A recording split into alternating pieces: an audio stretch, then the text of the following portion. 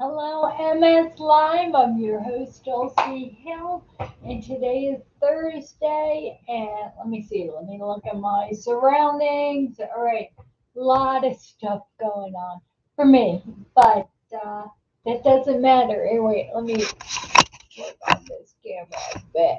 All right, the YouTube camera. All right, that's a little better. All right, is that better? Yes. Okay. So how is everybody today? Yesterday, you know what? Drama. If you're alive, it's drama. It's drama. It's drama. Uh, I don't know. You know what? Everybody's got it. Everybody's got. You're going along and you're having a good time and life's good and you're on a routine and you're doing your exercises and you're going to the pool and you are talking with your friends and your neighbors, and all of a sudden, a neighbor has a problem because the side of your property that you don't see on one side of the garage is overgrown. Okay, so mind you, it's hard to walk, so. So you get a text that says that you got to clean that up, right? Meanwhile, what else is going on? Uh, Now, you know what? I can't complain. You guys know when complaining or talking about your problem, just it reminds you how bad it sucks, and I can't do it. I can't do it. Just 1 minute here. Let me. All right, I can't do it. I cannot do it. Uh, can't live there. I can't live in all the pressure. I think all the pressure, what's going on yesterday, just there's health issues with loved ones. There is insurance issues. There's payment issues. There is income issues. There is dog health issues. There is, I'll tell you, my other neighbor let off so many fireworks. Uh, my golden retriever was outside. I was swimming at my other neighbor's pool, so I didn't know. I didn't know. So there was Ranger outside. He got so panicked with the double percussion fireworks. He ran through the screen door in the this on my screen and porch. So that's going to be fixed. I mean, that's damage. He damaged that door, and now it's a bug room because now the screen doesn't work. So I got to fix that. So what do we have? All right, if you have a camel, right? Uh, If you have a camel, and each one of these straws are on its back, all right? You got your insurance, you got your car payment, your mortgage, your bills, income, your balance sheet.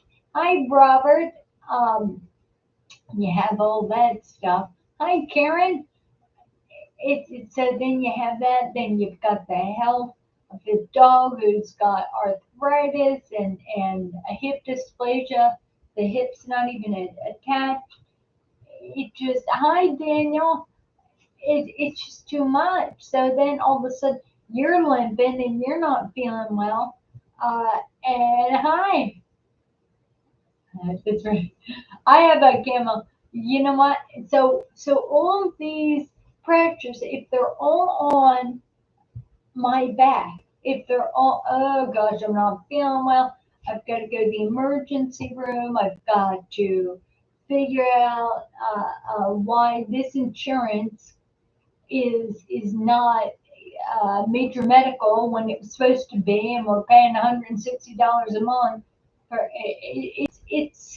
It's always something. So if I put that on the camel's back, I got to pick up some medication uh, for my loved one, and it can be too much. it's in the house, you know. I mean, it looks clean, but right here is my pot. You know what? How many of you with MS have baskets or piles of stuff that's supposed to be easy to bring into one room and unload? And you take that empty basket, you fill it up from that room, and then that's going to be in another room. And instead, you have bags and baskets everywhere that need to be unloaded.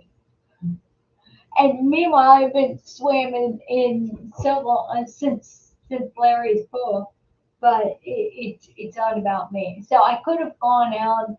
In fact, I was trying to go out and deal with some of this drama before MS Live, but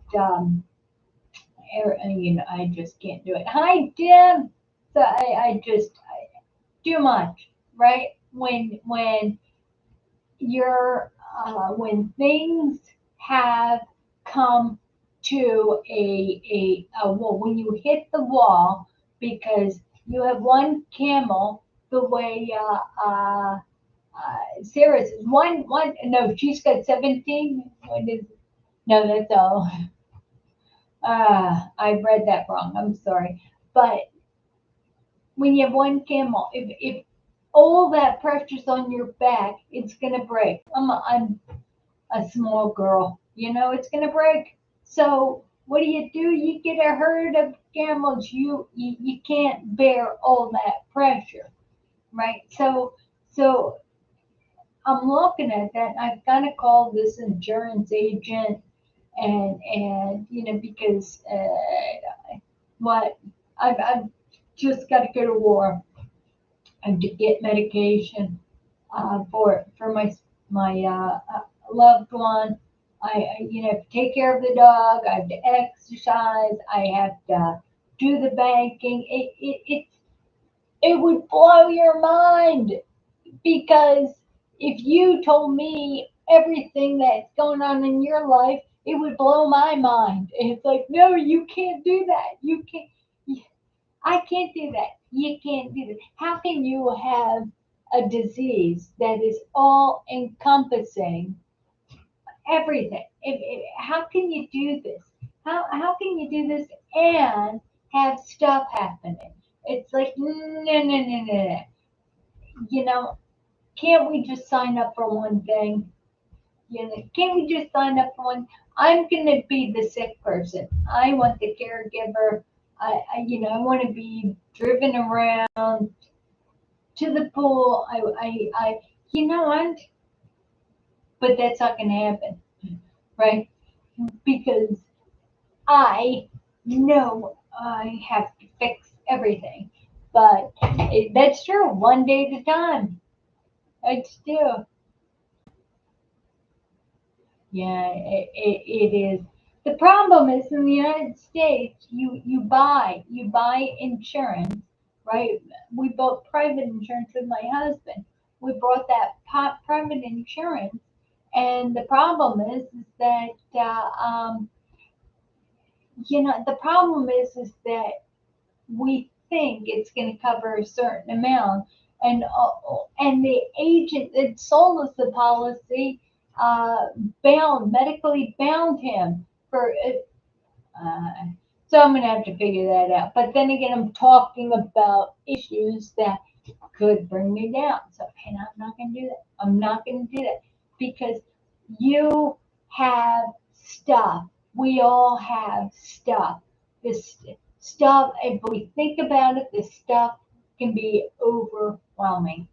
And it's important that when we get the herd of camels, instead of putting all the straws on the camel's back, it's so important to get a herd of camels and put insurance on one, bills on one camel.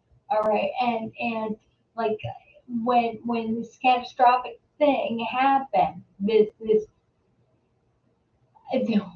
when it happened 2 nights ago, you don't sit there and pull in all the camels and say, well, before we go to the hospital, let's make sure that we've got this in order and that and that. What if it's not that? What if it's this?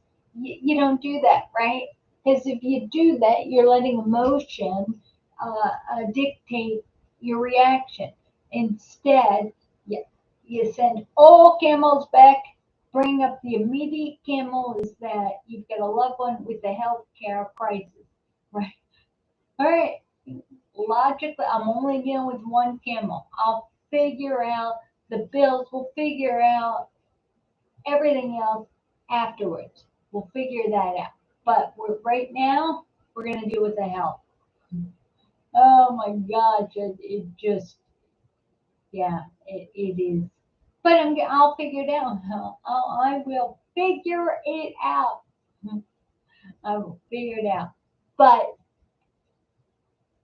as the camels come forward, right?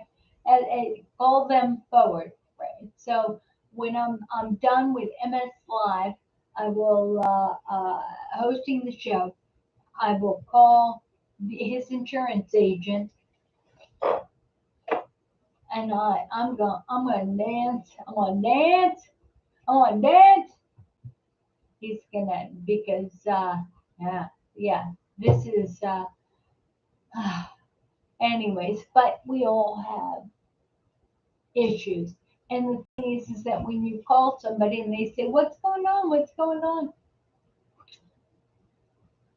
Telling people about what you're going through, or telling them about all the pressures and the stresses, and what are your flowers? You've got some tomatoes that are going to die if you don't pick them, right? So what you have to do is just you don't share.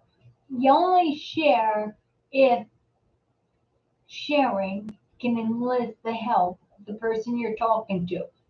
If you only share, you're just like, I have so much going on. Will you please water my tomatoes? I have, and then the neighbor who says, "Oh, your bamboo is getting overgrown. You got to do something about it." For me to go to that neighbor and say, "You know what? I got a lot of things, and you just don't want me with a chainsaw or electric hedge trimmers with no balance. I'll lose my fingers. I don't know what to do. Is there anything you can do to help me?" Or I don't know. So the only way that it's good to share what you're going through is if you can enlist the help of somebody else. Ask for help. But other than that, nobody wants to know about our health. Nobody wants to know about our insurance problems, our bill problems. Because everybody has them, right? If you, all of us. Hi, Anne Marie. All of us, with MS who are visibles, who walk with the walker, who you have a scooter, who do all these things. All of us have no people who don't have MS, who may have had knee surgery, that walk up and they will tell you all of their pains, right? Because having MS is a neon sign that says, "I want to know what's wrong with you. Please tell me." So they come up and they say, "Oh my God, yeah, I have gout. I've got knee, bone on bone knee. I've got my hip needs to be replaced. I was on a walker, and I just." And you listen to that, and yeah, it awakens a demon, a devil in you, in me. All right, I'm not talking about you. In me, like somebody comes up and they say, "Yes, I just had my hip replaced. I walked on." Hi, Ken. I walk with a walk. I had one of those. It's like, yeah, that's good. You got the devil may has said in the past, "Oh, that's good. You got better. I get worse." Yeah, I don't have that luxury. This here's permanent. But it's a pissing contest. To what end, right? The person that I just told, "Look, you got better. Good for you." Now I feel like crap because I'm not going to get, you know what? So this person that just heard you say, you know what, this is bad. This is good for you. All right, good for you. Now they pity you. Now they think you're a jerk. It's good not to have a pissing contest because anybody who comes up to you and tries to commiserate, right? Misery loves company. They try to talk about, look, I'm having this issue. Do you have that issue? Do you take ditropan? Do you have a urinary problem? It's like, you know what? I don't. I don't. I'm good. I'm good. How are you doing? Turn it on to them. They don't need to know. Nobody needs to know my story. Nobody really wants to know my story. Uh, and if they do, it. I remember the scar thing. Yes, yes, yes, yes. Scars. I also Jaws. There's a lot of great things that can be learned from watching the movie Jaws. All right, the scar scene is Robert. Talk about that. The scar scene. One had a scar. Hi. Wait, yeah. One. All right. One is that one guy had a scar, and the other, and the one Richard Dreyfuss pulls up his leg scar, and the other guy says, "Yeah, you know what I got this scar from? Sharks." It just with one upmanship, and it was really impressive. Uh, but that's good, clean fun. That scar stories are fun, right? Grosser than gross stories. But when somebody comes at you and they say, "Oh, I just have a knee replaced and it's causing problems. It hurts and all," eh, and you're like, "Yes, but if it's gonna get better, and you're doing physical therapy, and I'm so happy for you. Hang in there. You got this." That is, hi, Susan. That is who we have to be. Because if you were not like that, when people come up and they start complaining about having a splinter in their toe, and you're not wearing your AFO, so you're tripping over your toe, and this person's, you're looking in the corner of the room, you're looking for candid camera, you're looking for the camera, right? You're looking because this here's got to be a setup. This is too ridiculous to be true.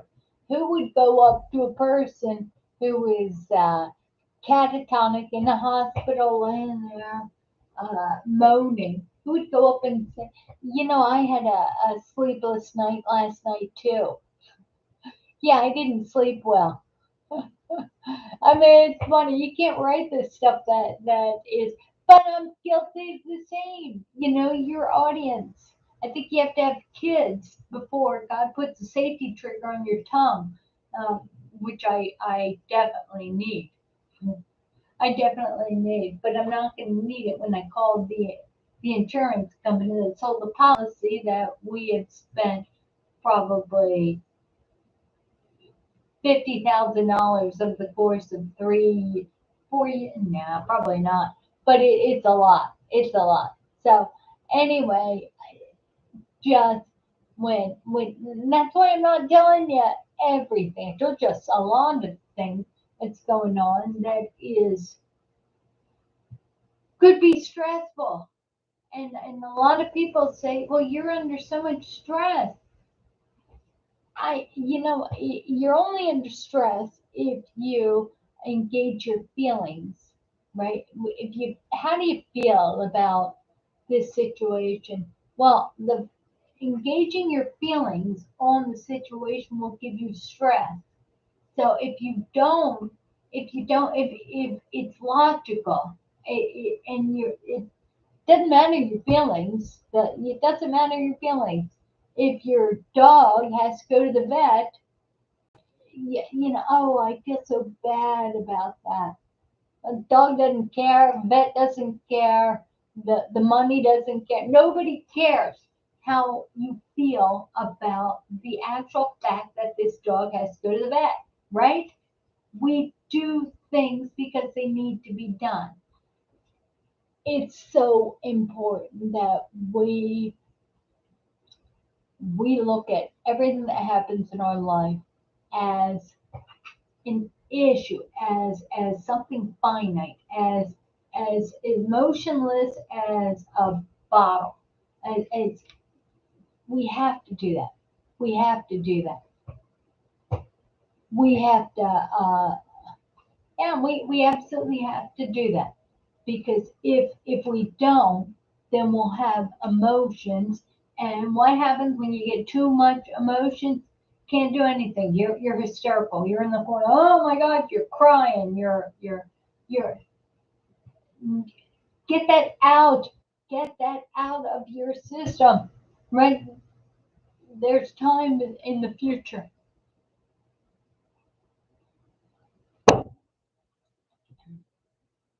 There's a lot of times that emotions will just get in the way of the right decision. Um, I was married to a pilot at one point, and what was so great about him is that his ability when flying airplanes to handle emergencies logically. And I've flown in the simulator, 737 simulator, a let's see, 151. Anyway, a simulator of these big airplanes. And let me tell you, it's like driving a big rig. A slight turn can make that plane go into a spin. So they're really good at doing very slight correction. If all of a sudden you have turbulence and the plane drops 500 feet, right? Well, it may be, yeah, 500, let's just say that. All of a sudden, where everybody's panicking in the back because suitcase, everything's flying around, the pilot has to be very logical. Has to be like, yeah, that sucks. All right. But the plane is flying where I'm in control. They have to divorce themselves from the emotional reaction of what goes on. That's why they're pilots. They're vanilla pilots are vanilla ice cream. They're not. They. We count on them to be vanilla ice cream. They don't panic, right? You want that, uh, but just the end is night. That's right. All right, Robert saying, tell them you can't do it because you have a bone in your leg. Then watch their faces. They try to work it out. You know what I do? What I say is people come up to me and they say, "Oh, I used to be thin like you," and it's like, and I had to get away from. I used to be heavy like you. No, I've done it the right way and I've done it the wrong way, and I can tell you, the jerk me and you know what? When I'm tired and I'm lonely, hi Brandon. When I'm tired and lonely and hungry and want to be alone, right? And I'm forced to talk bad things. Hurting people hurt other people. When I'm not feeling well, I might say something not really nice. And it's not super bad, but it's not very nice. It's ugly. It's like uh, somebody came up to me and said, "Well, I don't feel well." Believe it or not, somebody came up. I don't feel well. I don't feel well. The only thing that'll make me feel better is death. And he said that to me, and I looked at him and I said, that can be arranged. And I laughed, and he laughed too. But that just that's what I mean by not very nice. You know, I the happy, good Dulcie would have said, "Oh, don't be silly. That's dramatic. You're worth so much more alive than dead." That's the good me when I'm feeling good. But the bad me when I'm not feeling well, when somebody says, this sucks. I I didn't know aging could feel so terrible. They're walking fine. They're losing their memory and stuff, and they say, I I think the only thing that can solve my problems is death. And you're like, yeah, that's it. Yeah, tell somebody who that the. Do you know you? Do people know their audience when they talk to them? Do they? I mean, you gotta laugh. You really, it's funny when you sit back and you look and you listen to things people say. It's funny. But we have to know when we have to self sequester. It's like, oh, I gotta get away. I need to, yeah, I need to put myself in a timeout because if I don't do that, I could say something that is not as nice. Not as nice. Because what is the next step after it could be arranged? It's like, if you want to pay me, I'll. No, no, no. Don't get into uh, not a pissing contest, but don't let other people's pain piss you off.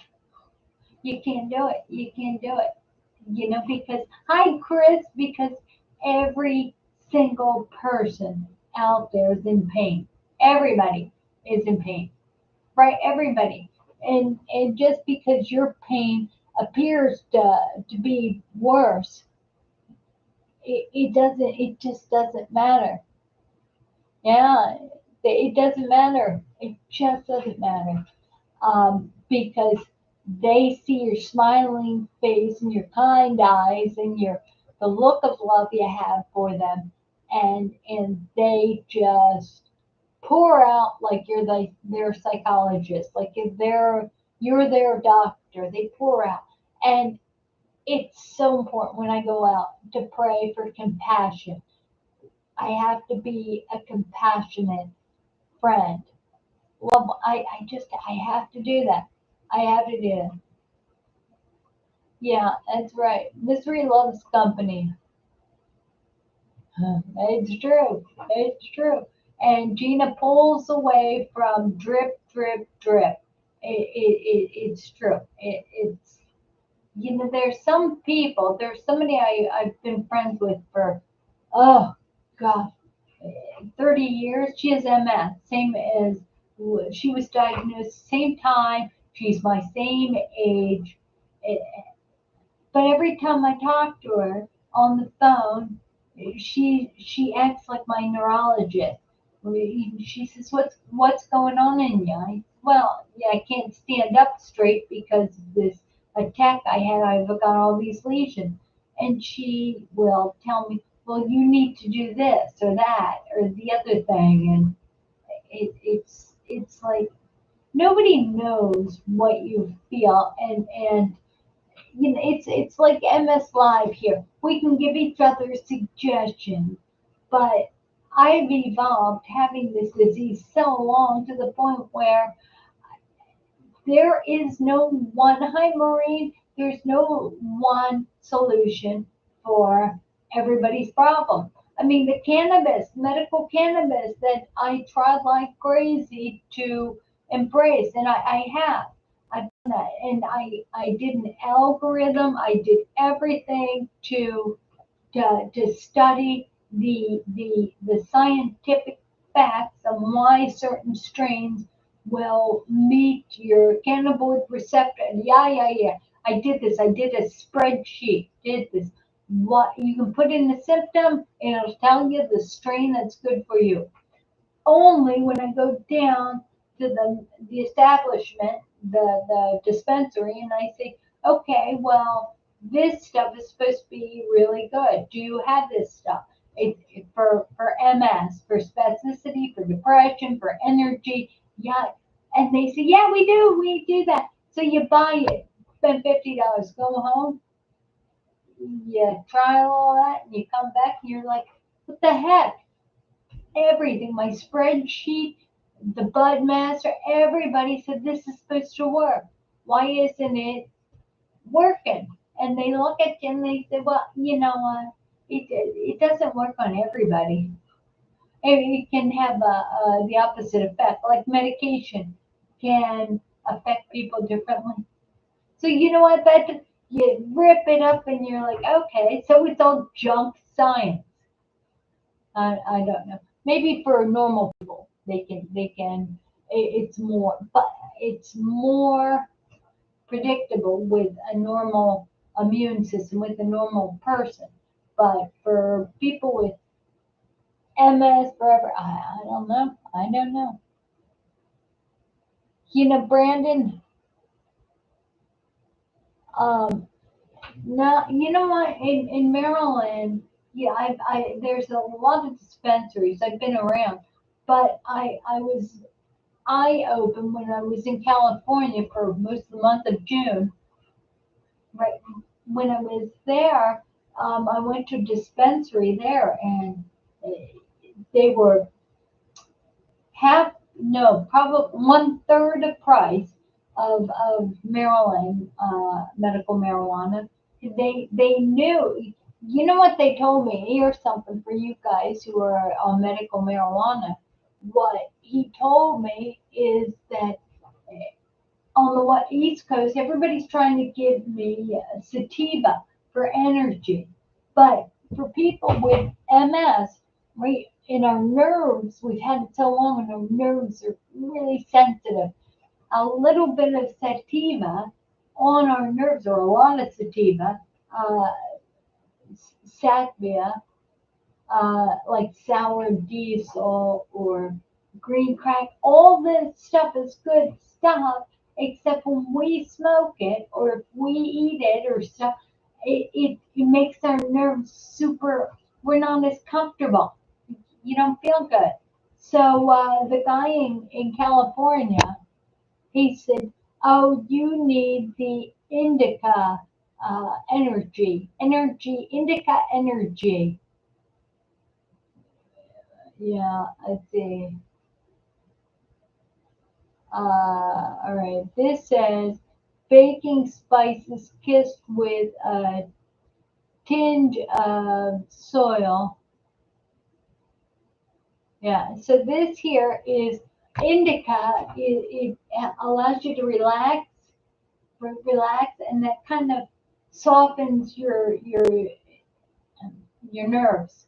So paresthesia, the paresthesia, the pins and needles, the burning sensation, that kind of stuff. It lessens that spasticity. What I really like about it, the indica is at night, at the end of the day, right?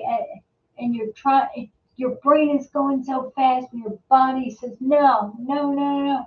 It takes me 12 hours to wake up, right? So this here will align my body with my mind. So it'll slow my mind down a little bit so that I don't feel like such a loser when I want to get up and run around the block and I can't. Is there? See, I have a medical marijuana card, and yeah, medical. No, there is a. Is there a big difference between recreational and medical? I mean, is there? Because I'll tell you what, this junk science that I studied the terpenoids. I studied this. Um, I studied the Winnow, let's see, Winnow, the terpenoids. Anyway, I'm getting off topic. Uh, That's true, Brendan. The nighttime, what is it? Northern Lights, Bubba Kush, Purple, Granddaddy Purple. They're all strains that are really heavy that will help you sleep. It'll, yeah.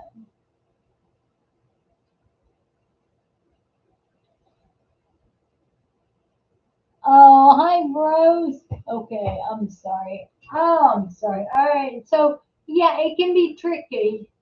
Um, but, all right. So, Brandon, I'll let you know that you can order seeds and grow your own. So, I don't know. I've got friends with medical marijuana cards that uh, grow stuff homegrown. I don't know. I don't know. I don't know. I don't know. But hi, Sherry. All right. So you know what? Again, how stressed out we get with everything going on is it's a choice, right? We can't assign emotions to things that are happening to us. Just like you can't assign emotions to somebody coming up and talking to you about their pains, because if all of a sudden you start listening and like you really you say, my gosh, do you know your audience? Do you know who you're complaining to? You no, no, no. But anyway, um, so how is everyone doing? All right, I'm petering out. You see, now give me something because I came on strong. I was talking, and now I'm fizzling out. There's no magic. All right, Brandon. Thank you, Brandon. Brandon says there's no magic bullet. We all react differently to different things as humans. Then that MS, and we're really a mess too. You know, Brandon. Brandon, that's beautifully said. You know that's a mic drop thing, and that's what these East Coast Budmasters said. Okay, well, bro, you're screwed up. You're not like the other medical marijuana people that come here with post-traumatic stress syndrome, or you know, I, you're not like that. Yeah, so it won't work for you like it does for others. It's like, yeah. Then why did you charge me? Uh, why'd you keep taking my money? Why did you keep taking $100 here and there? Oh gosh, it's over thousands of dollars I've spent, and now I've got a can of I've got so many resin things for a vape that I just don't like. And I'd rather have that money. But Rose, it depends. What are you smoking? There are strains that has nothing, no THC. There's CBD oil. There's Delta 8, which I don't like Delta 8 because Delta 8 uses so many chemicals to pull out a small amount of Delta 8. It can that the chemicals they use could be cancerous. So you know what, Robert, I'm sorry. You were in the emergency room. Yes, I spent like 16 hours in the emergency room after going to urgent care. Uh, and then I called to get my husband's insurance information and found out that it's I don't know. I'm not talking. You're not going to drag me in. Are you feeling better, Robert? Are you feeling better? Uh, bad, bad, bad. But everything's finite, right? If the bad things that happen to us are no more than an exercise of discipline, of not being emotional, handling the problem. If you're out and about and say you have a bladder problem, right? You have a bladder problem and you stop, it's only in that 15 minutes that it's an emotional thing. Go to the bathroom. It's good to carry a urinal or a change of clothes, or like me, just bring another urinary incontinence pad.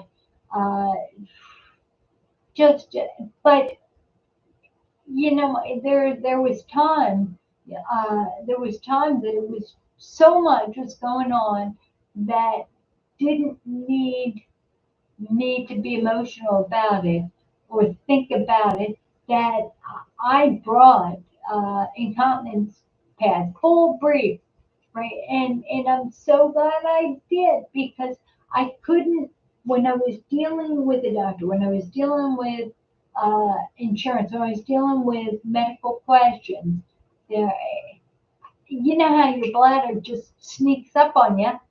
Well, normally it would have been good if I knew where the bathroom was, if it was close, if I was talking to some, but I didn't want the stress. I mean, I could have done desmopressin, I could have, but what did I do?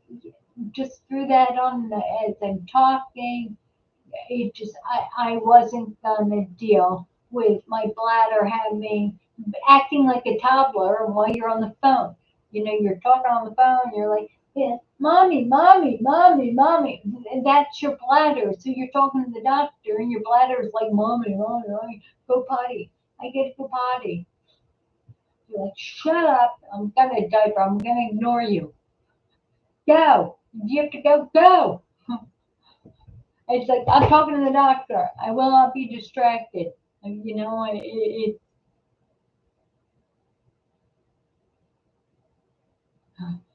oh boy, oh boy. That's probably too much information, Robert. Robert says he's running around like a 2-year-old without pants and all nappy. Now, now, you know what, Robert? You're in the UK. Put on a kilt, right? Put on a kilt, right?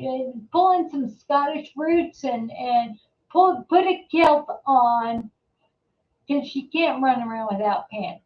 Just put a kilt, Scottish kilt on, right? Get yourself, bagpipes, get fake bagpipes and throw it over your shoulder, and you walk around, and then you can slip your urinary incontinence pad underneath the quilt and just let her rip. That's awful. That's no. You gotta laugh at these things, because if you can't control what your body's going to do, then be amused by it. Provide it with what it needs so it doesn't make you mad like a toddler. Provide the toddler with a pack and play. Provide the toddler with toys. Same thing with dogs. If the dog goes neurotic because he doesn't have a chill, no, you're not ruining your kilt. You're putting on a male diaper underneath of your kilt, right?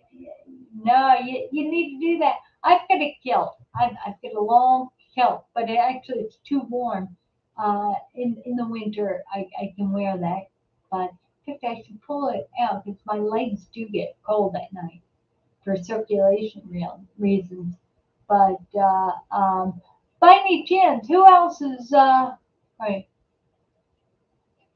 All right, let's see. Spent yesterday and then all right. Robert says that he had bowel problems, and they took him off naproxen to help. All right, I don't understand. What does naproxen have to do with your bowel? And you're not. All right,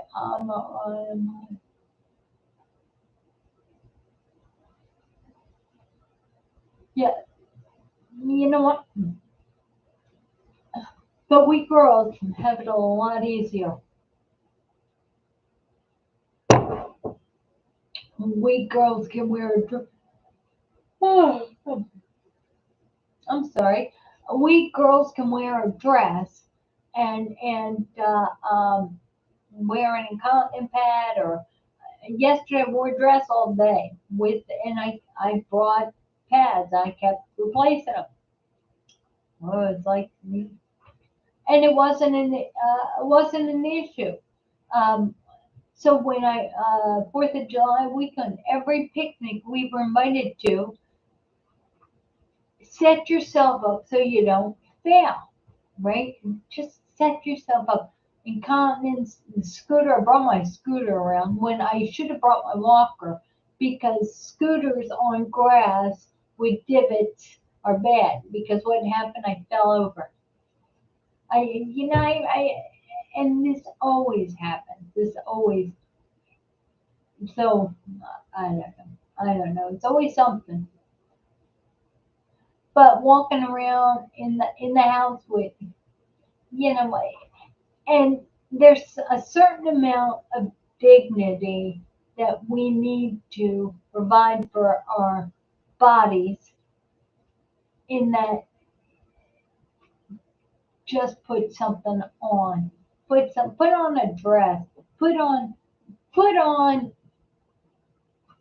throw something on. Not something that you go to Walmart in and people make videos of, but something nice, something, just right. We know what it's like to walk around the house and not feel like putting on. You just want comfy stuff. You want Uggs. You want sweatpants. You want an overshirt. You don't want to wear makeup. You don't want to do anything.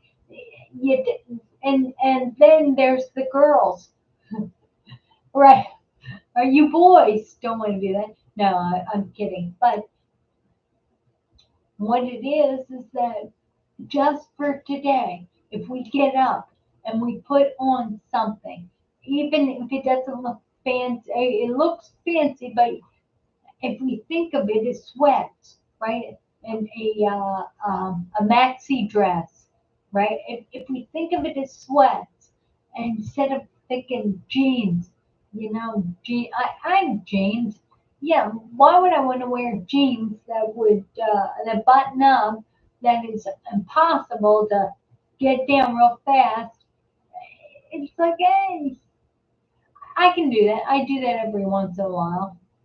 And every time I pull them on, I'm like, all right, here we go. Let's see how long this lasts.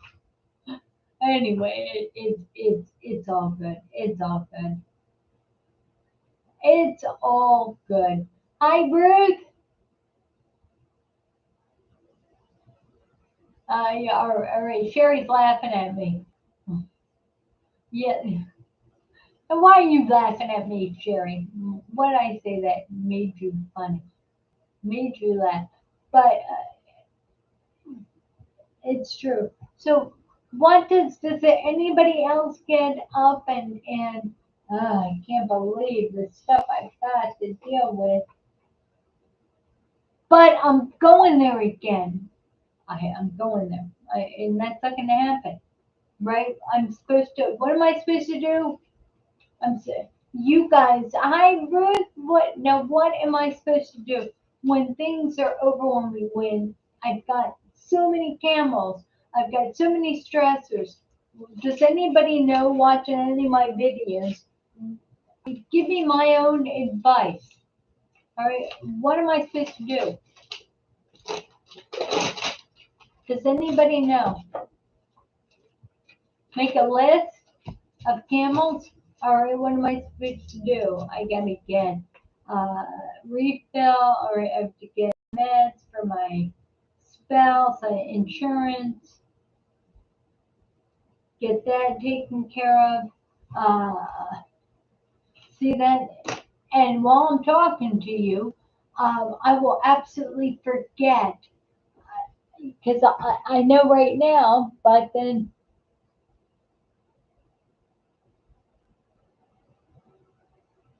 you know what, Sherry, you have to. In fact, I will say that most everybody here who's had MS for any sort of time, uh, we have to laugh. We have, remember MASH? Remember the show MASH with Hawkeye Pierce? And they were, it was World War, no, they were in Korea. It was the Korean War, and everything was so bad, and incoming and stuff. And the doctors, how did the Hawkeye Pierce deal with this stress of dying and just terrible, terrible stress? With humor. Everything was funny. And I think if we, right, Sarah, ding, ding, ding, make a list, make a list. All right. So if we deal with it with humor, we sit back and remember the bookmark. There's always two ways to look at everything. If you hear something catastrophic, and we got to go to the emergency room. And it could be something that's going to kill somebody. It could be something easy. It could be. It could be. Who cares? And you know what? We're not a doctor. We're not. But by the way, I will tell you, I diagnosed it before we went, and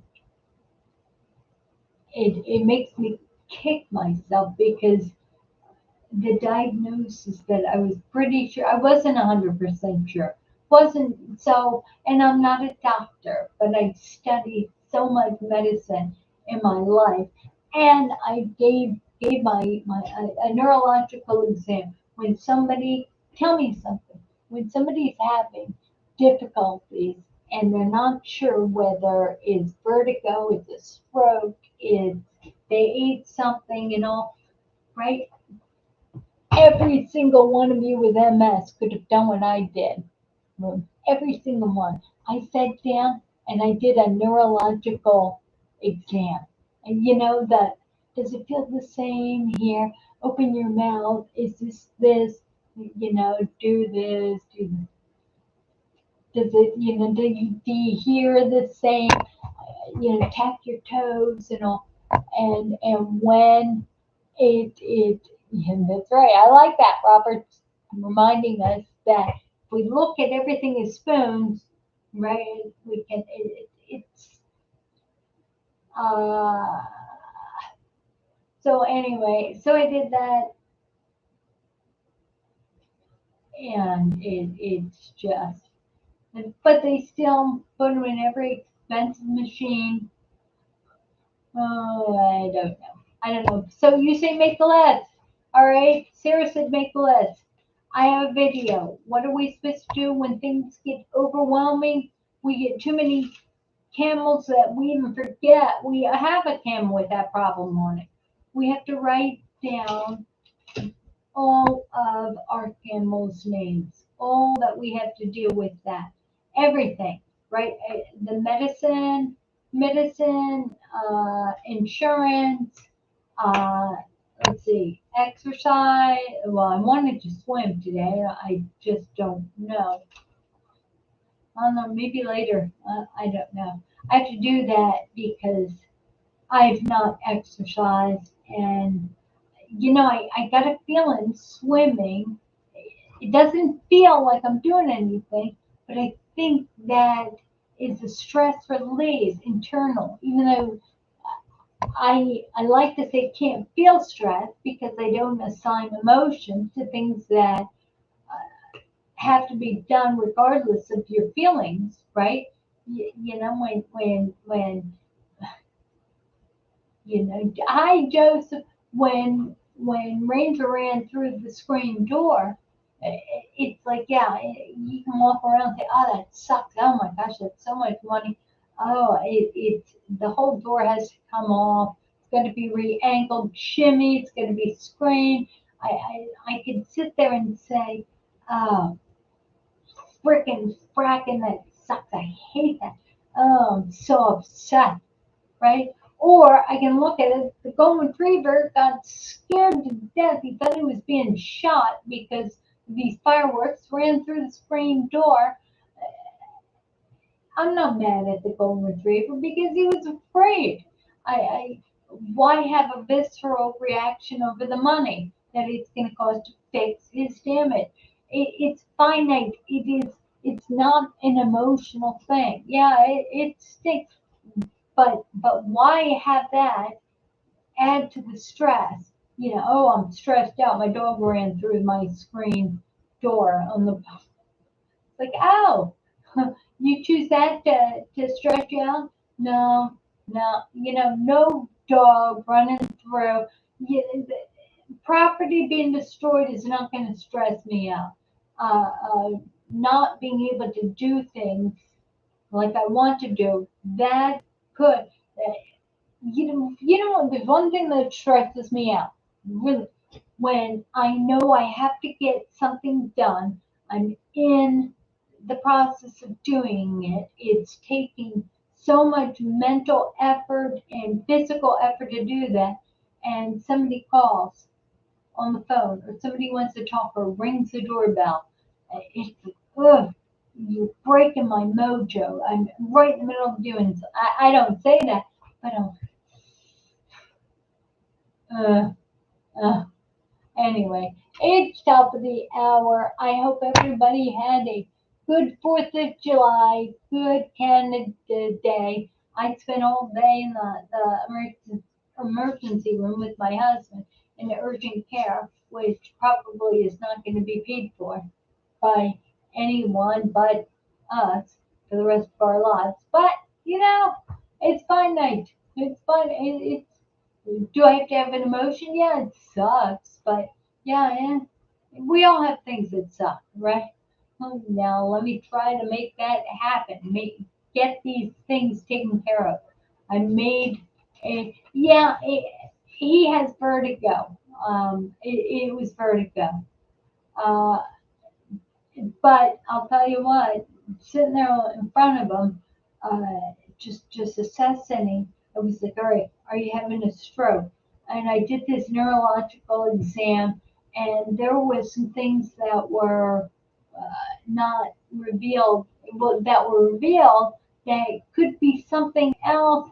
And I was so, but he's really really dizzy, so I've got to go get him medication for that. But he's no more dizzy than he was yesterday, and he was in the hospital. He got IV fluids and meclizine and nausea medication, and that helped. And I gave him 2 Benadryl when we came home because he threw up the 2 meclizines that are going to probably cost $200 because the hospital gave it to him. And the hospital will give you 10-cent medication and up it. So anyway, so he's doing. It's great. It's great. It's not a stroke. They thought it could be. You know what? Those you and I and everyone with MS who's had a neurological exam, it's you are so sweet. All right. We'll say a prayer for Brian. That is so sweet, dear. All right, and plus it's the end. So what? Tuesday. We've got now Tuesday. No, today's Tuesday. Thursday. Don't I always do that? You know that I am here when I start saying Tuesday's Thursdays and Thursday's Tuesday. So I'm going to pray together. Let's close out in prayer. Thank you, Lord, for everybody here today. Thank you for allowing us to experience difficulties and diversions so we can teach each other how not to be emotional. and to be logical about handling these things so we can function, Lord. Help us to inspire each other. Help us to love each other the way you called us to. And Lord, I lift up my husband Brian to you. Please clear his vertigo. Allow him to see straight and restore his health, Lord.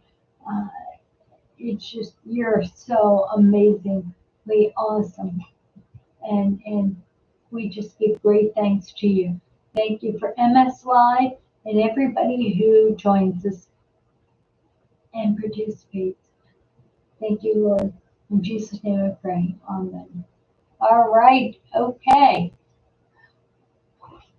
Thanks for that, Sarah. Summer Lady. Thank you.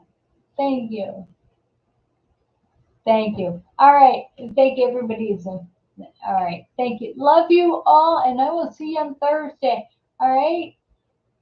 So let's party then. Anyway, God bless you and keep coming back.